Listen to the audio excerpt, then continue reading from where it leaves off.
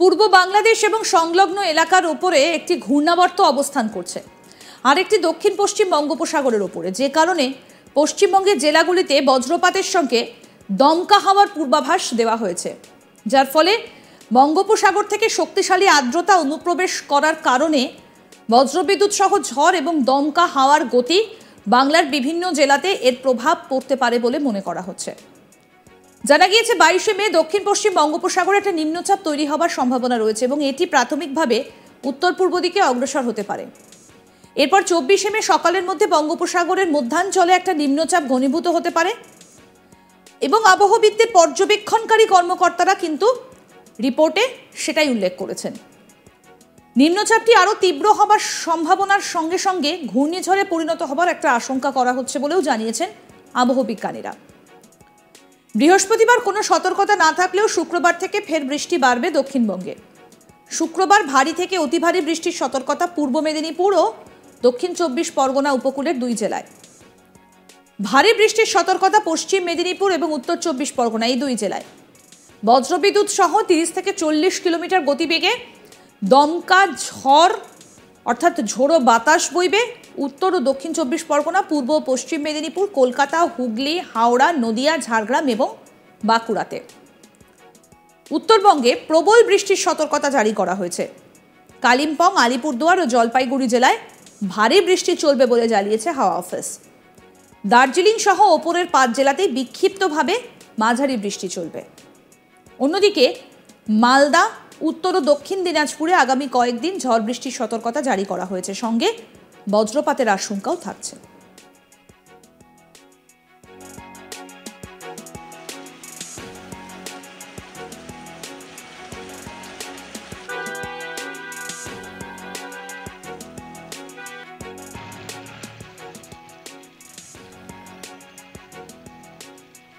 পূর্ব বাংলাদেশ এবং সংলগ্ন এলাকার উপরে একটা ঘূর্ণাবর্ত অবস্থান করছে আরেকটি দক্ষিণ পশ্চিম বঙ্গোপসাগরের উপরে, যে কারণে পশ্চিমবঙ্গের জেলাগুলিতে বজ্রপাতের সঙ্গে দমকা হাওয়ার পূর্বাভাস দেওয়া হয়েছে, যার ফলে বঙ্গোপসাগর থেকে শক্তিশালী আর্দ্রতা অনুপ্রবেশ করার কারণে বজ্রবিদ্যুৎ সহ ঝড় এবং দমকা হাওয়ার গতি বাংলার বিভিন্ন জেলাতে এর প্রভাব পড়তে পারে বলে মনে করা হচ্ছে।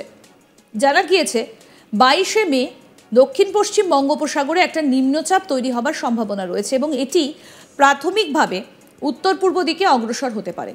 তারপর 24শে মে সকালের মধ্যে বঙ্গোপসাগরের মধ্যাঞ্চলে একটা নিম্নচাপে ঘনীভূত হতে পারে। আবহবিদদের পর্যবেক্ষণকারী কর্মকর্তারা এই রিপোর্টটি তুলে ধরেছেন। নিম্নচাপটা আরও গভীর হওয়ার সম্ভাবনার সঙ্গে সঙ্গে ঘূর্ণিঝড়ে পরিণত হবার আশঙ্কা করা হচ্ছে বলেও জানিয়েছেন আবহবিজ্ঞানীরা।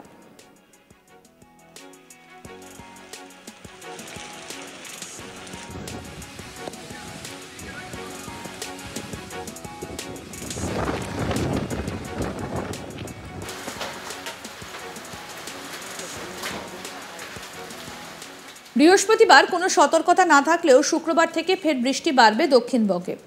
শুক্রবার ভারী থেকে অতি ভারী বৃষ্টির সতর্কতা পূর্ব মেদিনীপুর ও দক্ষিণ 24 পরগনা উপকূলের 2 জেলায়।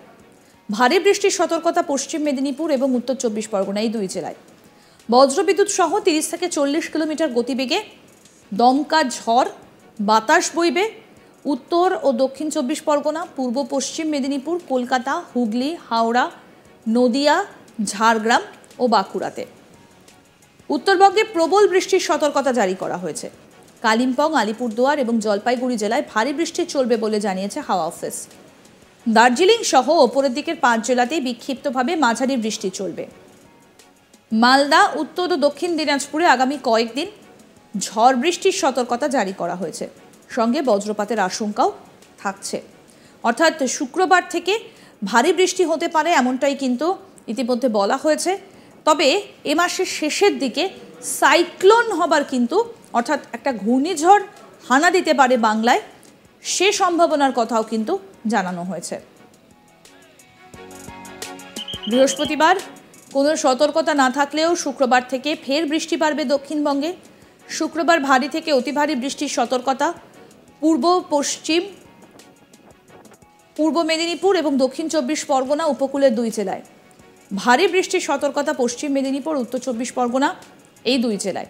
বজ্রবিদ্যুৎ সহ 30 থেকে 40 কিলোমিটার গতিবেগে দমকা ঝড় অর্থাৎ দমকা ঝোড়ো বাতাস বইবে উত্তর ও দক্ষিণ 24 পরগনা, পূর্ব পশ্চিম মেদিনীপুর, কলকাতা, হুগলি, হাওড়া, নদিয়া, ঝাড়গ্রাম এবং বাঁকুড়াতে। আরও আপডেট পেতে দেখতে থাকুন আজ তক বাংলার ইউটিউব চ্যানেল, সাবস্ক্রাইব করুন।